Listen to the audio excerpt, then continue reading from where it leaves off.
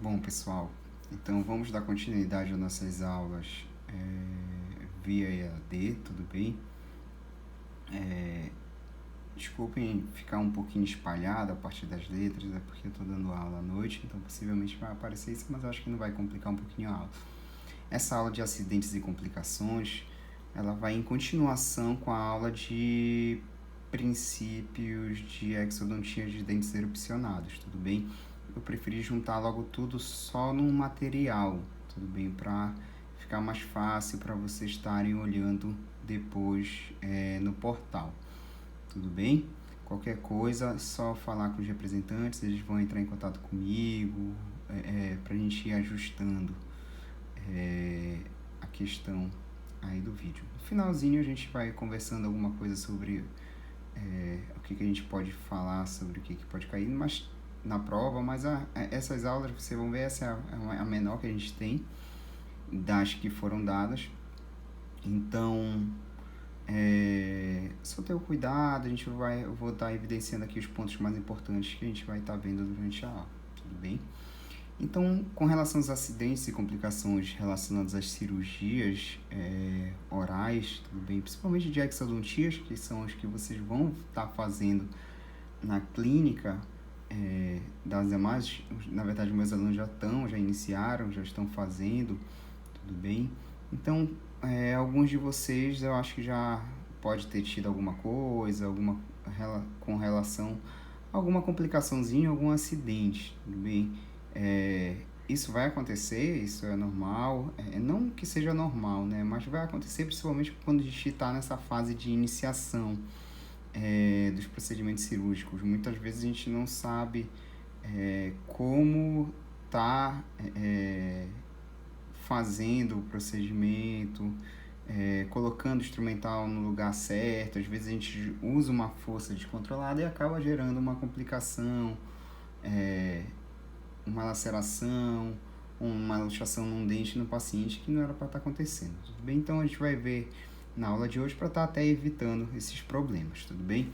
Então geralmente as complicações, as causas maiores vêm de erros na avaliação e no planejamento do paciente. Às vezes a gente planejou errado, esse paciente não olhou radiografia, não verificou que tinha uma curvatura na raiz, não verificou que essa raiz era divergente, a gente acabou fazendo a cirurgia em si e fraturou ali a raiz, a gente vai tentar tirar a raiz, quando vê o aluno esqueceu broca, e acontece isso. Então a gente sempre tem que planejar muito bem os nossos casos, tudo bem? O mau uso do instrumental é um fator também de causa das complicações. Vocês vão ver que muitas vezes ele vai causar um traumatismo, uma laceração, que não é objetivada no procedimento cirúrgico, tudo bem? Então vai acabar inchando um pouquinho mais o lábio do paciente por uso incorreto muitas vezes daquele instrumental que a gente chama de Minnesota para afastar a bochecha. A gente acaba puxando um pouquinho mais, usando uma força descontrolada, tanto só não no Minnesota, mas nas alavancas e nos fórceps. Então tudo isso a gente tem que ter um cuidado. E geralmente o acesso inadequado, pessoal, também está relacionado, o acesso inadequado à ferida, um posicionamento inadequado. Então tudo isso são causas que a gente vai ter com relação a acidentes e complicações. Lesão de tecido mole, pessoal, isso é muito recorrente, principalmente quando a gente vai utilizar alavanca, tudo bem? Principalmente o aluno que está iniciando, a gente às vezes não tem um cuidado excessivo por utilização das alavancas, por utilização das brocas, principalmente quando a gente está usando para fazer uma odontodissecção, uma osteotomia ao redor do dente, a gente tira essa broca ativada ainda, pisando ali no pump. Então ela vem ligada, girando ainda, a gente acaba resvalando sem querer no lábio, na língua ou no tecido ao redor do dente. Então isso são incômodos que geram um pós-operatório mais complicado para o paciente, né? Aumenta a expectativa de dor desse paciente, ele acaba perturbando um pouquinho mais nesse pós-operatório. O pós-operatório é um pouquinho mais chato para o nosso paciente, então tem que ter cuidado com relação a isso. O tracionamento exagerado na região do lábio inferior, nessa região aqui que eu estou demonstrando com laser, tudo bem? Então, se a gente traciona muito esse lábio, ele pode ficar com essa marquinha, com essa equimose, com essas abrasões, com essas feridas que vão dando, e geralmente é uma região que a gente tem que orientar o paciente a ficar hidratando, passando um hidratante na região para manter sempre umidificado para melhorar esse pós-operatório dele. Algumas vezes a cirurgia é um pouquinho complicada mesmo, principalmente o terceiro molar superior, que a gente acaba tracionando um pouquinho mais, principalmente quando ele está incluso, a gente não consegue ter uma boa visibilidade, a gente traciona um pouquinho mais a região, a gente já tem que ter um parâmetro mais ou menos dessa força excessiva e está orientando o paciente no pós-operatório. Aqui a questão da broca, ó, na região do lábio, isso não pode acontecer, a gente tem que evitar ao máximo, porque isso é uma laceração, o paciente fica preocupado se vai ficar cicatriz ou não, principalmente quando envolve a face. Aqui também esses machucados, essas lacerações intraorais pelo uso da broca incorretamente, a gente tem que ter cuidado em estar objetivando em fazer só na região da cirurgia em si, porque isso pode estar gerando complicações também nesse paciente, tudo bem? Lesões das estruturas ósseas, pessoal, isso é muito importante. Com relação à remoção indesejada do alvéolo, a gente vai fazer uma força muito grande, principalmente nesses casos onde a gente tem raízes birradiculares ou com três raízes radiculares, que é a questão dos molares superiores, onde a gente faz uma força excessiva, acaba vindo um pedaço do septo do alvéolo. Na questão do terceiro molar, algumas vezes vem o túber também por essa força excessiva, às vezes ali na região do terceiro molar. Então tem que ter um cuidado. Nesse caso, no planejamento, eu vejo que as raízes estão divergentes, estão separadas, ou com uma dilaceração, que é aquela curvatura que eu falei na aula passada para vocês. Aqui nesse ponto, a gente tem que ter um cuidado muito grande. Então a gente vai ter que dividir essas raízes para facilitar o procedimento, para evitar esses danos a essas estruturas ósseas indesejáveis. Aqui nesse caso, a força excessiva foi tanto que veio até o dente do lado, junto com osso alveolar, tudo bem? Então tudo isso a gente vai ter que evitar. Ou se o objetivo era tirar até os dois dentes, mas olha como veio, por essa força excessiva, veio os dois dentes conjuntamente com a tábua alveolar, e nisso o paciente ainda pode perder futuramente com uma prótese, ou se ele quer fazer um implante, vai ter que fazer um enxerto na região. Então tudo isso a gente tem que minimizar essas complicações. Fratura do instrumento, tudo bem? A força excessiva com alavancas, a gente pode gerar, mesmo elas sendo resistentes, elas podem gerar uma fratura da própria instrumental. Eu já fiz uma cirurgia na época de residência, onde o cirurgião dentista foi fazer uma cirurgia para tirar um terceiro molar superior. Ele fez tanta força para remover esse terceiro molar superior, que acabou fraturando a ponta da alavanca. Só que essa ponta da alavanca acabou se perdendo para dentro dos tecidos. Então a gente teve que fazer uma cirurgia, o paciente com anestesia geral, para estar tirando essa bronca. Essa alavanca, essa ponta de alavanca, ela ficou próxima ali do arco zigomático. Tudo bem? Então, cuidado com força excessiva na alavanca. Se estiver fazendo força excessiva, planejar direito, verificar se o dente não precisa fazer uma dissecção, separar as raízes para evitar essa força excessiva, tudo bem? Brocas velhas também um parâmetro. Muitas vezes, até quando elas estão novas, elas acabam fraturando se a gente posiciona de uma maneira incorreta, uma angulação incorreta. Imagine elas gastas e velhas. A tendência é ela fraturar, e algumas vezes ela fica no alvéolo, a gente acaba perdendo elas ou não percebeu que a broca fraturou. Você fez a dissecção, só que no final ela acabou quebrando, você não percebeu. Quando vai ver numa tomada radiográfica, a broca ficou ali na região. Você percebe que ela fraturou, não acha a outra pontinha, e quando bate uma radiografia, ela ficou na região do alvéolo. Então tem que ter o cuidado com relação a isso. Comunicação com o seio maxilar, tá? Então a gente deve remover a raiz o mais brevemente possível via parede cardiolúque. Isso vocês vão ter uma aula no 8º semestre para falar das cirurgias do seio maxilar. A gente vai falar de todos os tipos de tratamento, que pode ser como a gente faz um fechamento em primeiro grau, em primeira intenção, ou fechamento tardio. E esse acesso de cardiolúque, ele vai ser o acesso principalmente quando a gente tem um corpo estranho na região do seio maxilar, que pode ser um dente. Eu já tirei dente, já tirei implante, já tirei até a sinusectomia, que é uma cirurgia de limpeza.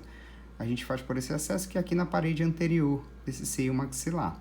tudo bem? Então, algum dente, algum corpo estranho que possa estar nesse seio maxilar, ou via exodontia, você fez uma exodontia e empurrou essa raiz para o seio maxilar, a gente vai ter que estar removendo ela via esse acesso cardiológico, que a gente vai conversar mais no 8º semestre com vocês. Tem uma aula específica sobre as cirurgias do seio maxilar.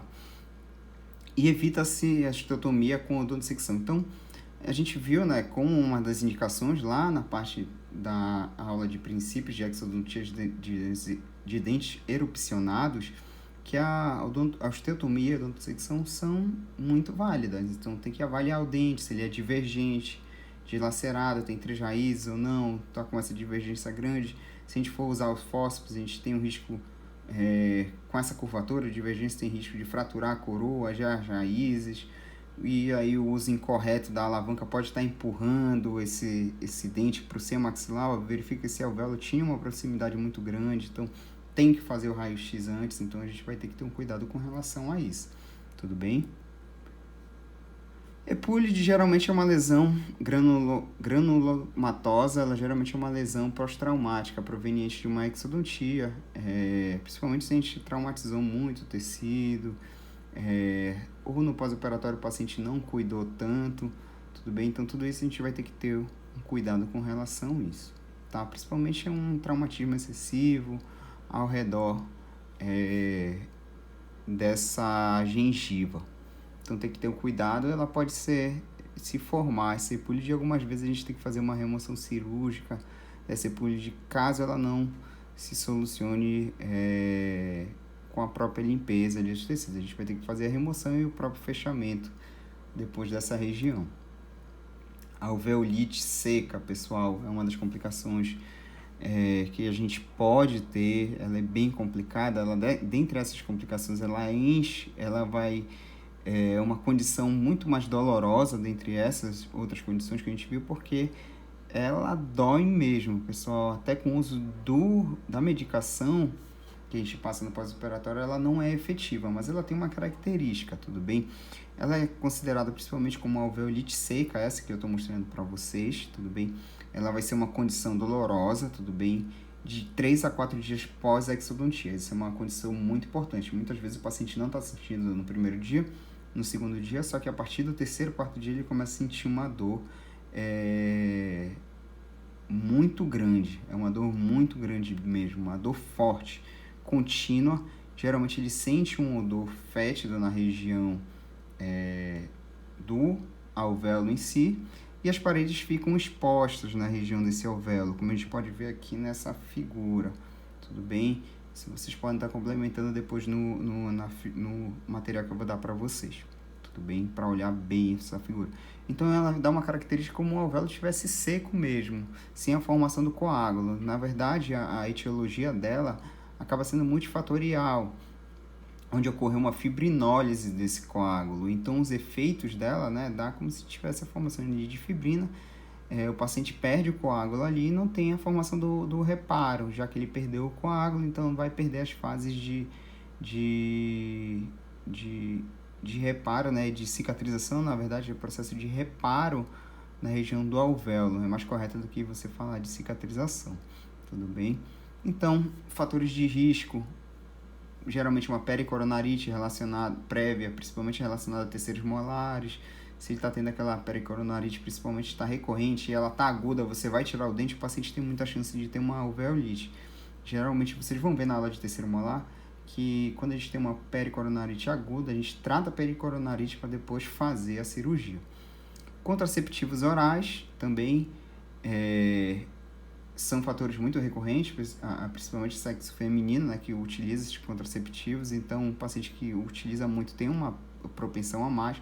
O fumo, com certeza, agrava muito. O paciente fumante geralmente tem essa condição, tudo bem? Então, tem que alertar o paciente a parar pelo menos uma semana dessa condição de fumo para melhorar o processo de reparo.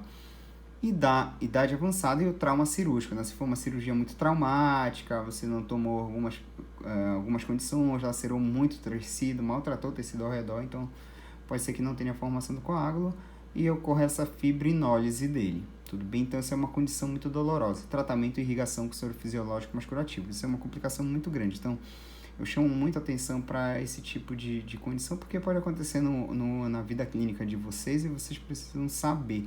Geralmente o tratamento é irrigação com soro, mais um curativo, com uma pasta de óxido de zinco ou genol. Tem gente que coloca nesse curativo, coloca uma gase com clorexidina, 0,12%. Então tem vários tratamentos, mas a priori o principal é a irrigação com soro fisiológico. Algumas vezes a gente vai ter que fazer uma curetagem, reestimular o sangramento e fechar, mas a priori só a irrigação, manutenção de limpeza, a irrigação mecânica, né? A limpeza mecânica, que seria a irrigação com soro, já soluciona o problema. E os anti-inflamatórios geralmente são de ação central. A gente acaba passando não os normais, como dipirona e paracetamol. A gente acaba utilizando os anti-inflamatórios de ação central. Tudo bem que são mais fortes mesmo, porque essa condição, o paciente sente uma dor muito forte que ele toma dipirona, toma um anti-inflamatório, uma nibezudina, ibuprofeno, ele não vai sentir a parada de dor nessa condição. Então vocês vão ter que ter um cuidado muito grande de chamar atenção para isso. Isso geralmente é uma questão que a gente gosta de estar cobrando em prova sobre a alveolite seca. Tudo bem? Infecção, pacientes imunocomprometidos, os que precisam fazer uma profilaxia antibiótica antes. Então a infecção acaba sendo uma complicação, né? A gente vai ter uma aula ainda esse semestre sobre infecção, tudo bem? Vocês vão saber determinar como é o estado dessa infecção, vindo de um quadro agudo, indo para o quadro crônico, a diferença entre uma e outra, quando é um abscesso, quando é uma celulite, tudo bem? Mas a infecção, geralmente, pacientes imunocomprometidos têm a tendência de infeccionar mais, ou quando você não esteriliza bem o material, ou tem uma quebra na cadeia da biossegurança, de asepsia, tudo bem? Vocês tiveram aula disso, então a gente viu que tem que seguir todos aqueles protocolos, porque senão a gente pode estar levando uma bactéria para a região onde a gente está fazendo cirurgia. A cavidade oral já é bastante contaminada, a gente já tem uma quantidade de bactérias muito grande. Então a gente tem que ter o cuidado com relação a isso, de não estar levando mais bactérias ainda para essa região, tudo bem? Então sempre esterilizando o material, seguindo as medidas de biossegurança, a gente vai ter um cuidado muito grande para não acontecer isso. E pacientes imunocomprometidos, principalmente diabéticos, que é o que a gente mais trata na clínica, a gente vai ter que fazer uma profilaxia antibiótica antes, então por isso que é muito importante fazer essa anamnese. Fraturas de mandíbula também são casos que acabam acontecendo, então tenham cuidado com relação a isso, tudo bem? Principalmente com relação à força excessiva, quando a gente vai tirar a terceira molar, a região de ângulo aqui mandibular, como a gente pode ver a figura, principalmente relacionada ao terceiro molar, é uma região de fragilidade óssea, tudo bem? A gente vai ver um pouquinho isso em trauma no oitavo semestre. Então, geralmente, pessoas que têm terceiro molar, principalmente incluso nessa região de ângulo mandibular, ela acaba o terceiro molar acaba fragilizando a mandíbula. Então, com a força excessiva, a gente tem uma tendência de estar fraturando essa raiz. Então, por isso que muitas vezes vocês vão ver que na aula de terceiro molar a gente tem técnicas para fazer odontodissecção, osteotomia. Por isso que também vocês não fazem terceiro molar agora, nesse período, porque a gente tem técnicas, como fazer, dependendo da angulação, onde você vai fazer a odontodissecção, osteotomia, então tem tudo isso relacionado. Mas só que a força excessiva pode gerar uma fratura nessa região de mandíbula. Tem muitos casos que a gente já aconteceu, até com colegas já aconteceu esse tipo de fraturas. Lesões de dentes adjacentes, como a gente vê aqui do lado, foi preciso fazer uma esplintagem no dente, tudo bem? Que é esse aparelhinho com fio de aço, para conter esse dente. Esse dente, muitas vezes você quer remover um dente do lado, quando vê, luxou o outro dente, por a força excessiva com o uso da alavanca. Então tem que ter muito cuidado com relação a isso. Lesões às estruturas nervosas, então tem que ter um cuidado com relação a isso. Então a radiografia é um parâmetro muito bom para a gente estar fazendo nossos exames. Então, verificar essas lesões, essas estruturas anatômicas, nervo mental, nervo lingual, nervo bucal e nervo nasopalatino, tudo bem? Principalmente o nervo lingual, que passa bem similar, bem próximo na face lingual do terceiro molar. As incisões a gente acaba objetivando e planejando fazer elas mais vestibularizadas. Isso vocês vão ver com bastante exatidão quando a gente falar de terceiro molar, mas esse dano ao nervo lingual, proximidade ao nervo alveolar inferior, tudo bem? Então tudo isso a gente vai ver principalmente o lingual e o nervo alveolar inferior, eles ocasionam um desconforto muito grande para o paciente, porque o lingual vai gerar uma parestesia na língua, então vai ter alteração do paladar da comida do paciente. O nervo alveolar inferior, a região mentoniana, o paciente vai sentir dormente, então isso incomoda também muito o paciente. As hemorragias, onde a gente vai ter acidentes com relação ao sangramento, verificar se o paciente tem algum distúrbio plaquetário, se ele faz uso de algum anticoagulante, tudo isso a gente vai ter que ver e contactar o médico com relação à suspensão ou manutenção. A gente vê que hoje em dia a gente nem tanto suspende esse tipo de medicação mesmo, porque o paciente acaba tendo, a longo prazo, pode ter mais malefício do que não, mas a gente vai conversar sobre isso numa aula específica. E as medidas locais, a gente pode estar comprimindo, fazendo pensamento, será para osso, esponja de colágeno. Aquelas medidas que a gente viu na aula de princípios de cirurgia, de hemostasia. Então, vai ter que usar tudinho isso. Nas amadas a gente tem um líquido hemostático, que geralmente em sangramentos grandes a gente pode estar utilizando e colocando na região da alvéola para conter essa cirurgia. Então, a hemorragia tardia ou secundária, aí o paciente já vai estar em casa. Então, possivelmente, ele vai procurar vocês ou procurar um hospital para estar se tratando para esse tipo de complicação, mas já verificar se ele tem algum problema de sangue. Por isso que a gente pede o exame laboratorial para todos os tipos de pacientes. A equimose também, que vai ser essa roxidão, tudo bem, na região dos tecidos, houve extravasamento de sangue para a região dos tecidos, tudo bem. Geralmente a gente vai ter um sangramento submucoso pós-cirurgia. Isso não oferece tanto risco porque ele vai sumir de 7 a 14 dias. Só orientar o paciente, principalmente pacientes que têm a pele muito clara ou idosos, geralmente forma essa equimose, tudo bem? O paciente vai ter que só evitar de pegar sol para não manchar, usar uma compressa de gelo no pós-operatório nas 12 primeiras horas, lembrar. E depois de 2 dias, usar a compressa com água morna para ajudar a dissolver esse coágulo. Ele vai mudando de cor, aqui ó, você já vê que ele está amarelado, ele vai indo para alaranjado e roxo, e começa como roxo, já vai ficando amarelado, meio esverdeado, até sumir completamente. O trismo também ele pode acontecer, que é a rigidez muscular e dificuldade de abrir a boca, tá? Você pode ter também outras causas, como infiltração de anestésico na região do músculo pterigoideu lateral, principalmente na técnica do alvéolar inferior, pode estar acontecendo muito isso, que essa rigidez muscular, essa dificuldade de abertura bucal, tudo bem? Então, principalmente cirurgias de terceiro molar ocasionam muito isso, pessoal. Por ser uma cirurgia mais invasiva, a gente descola muito, algumas vezes, o músculo da região, a anestesia, só de você anestesiar muito o músculo na região do pterigoideu, na região do músculo, né, pterigoide, pode estar acontecendo isso. Então, tem uma restrição nessa região da musculatura. Isso a gente vai controlando no pós-operatório, paciente, fazendo fisioterapia para ele voltar a abrir a boca aos poucos, tudo bem? Mas pode estar acontecendo isso por uma manipulação excessiva na região da cirurgia, tudo bem? Então a gente vai finalizar aqui essa parte da aula.